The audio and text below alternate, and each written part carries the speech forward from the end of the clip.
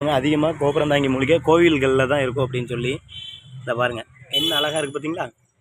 கோவிலில் கோவில் சுவர் இந்த இருக்குது பாருங்கள். இதெல்லாம் கோவில் பில்டிங்கு என்ன அழகாக தளர்த்துருக்கு பாருங்கள். தெரியுதா?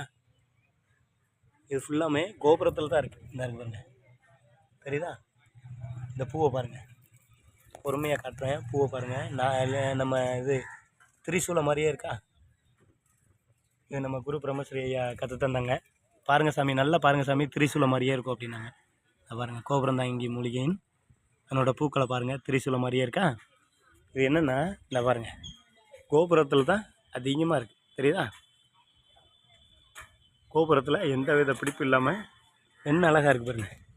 இது ஃபுல்லாக கோபுரத்தை ஒட்டி உள்ள அந்த அற்புதமான அந்த வளாகத்தில் அழகாக இருக்குது. தெரியுதா? இது ஃபுல்லாமே கோபுரம் தாங்க. எப்படி பிடிச்சிருக்கு பாருங்கள். வேறு தெரியுதா? இந்த இடங்கள் ஃபுல்லாமே அப்படி தான் இருக்குது. நன்றி ஐயா, நன்றி ஐயா. இப்படிப்பட்ட அற்புதமான மூலிகை அது எங்கே வளர இடம் அப்படிங்கிறத கற்றுத்தந்த எங்கள் குரு பிரம்மஸ்ரீ தங்கராஜ் ஐயாவிற்கு மிக்க நன்றி ஐயா. நான் பாருங்கள் எப்படி இருக்கு பார்த்தீங்களா. சிவாய நம. மிக்க நன்றி ஐயா.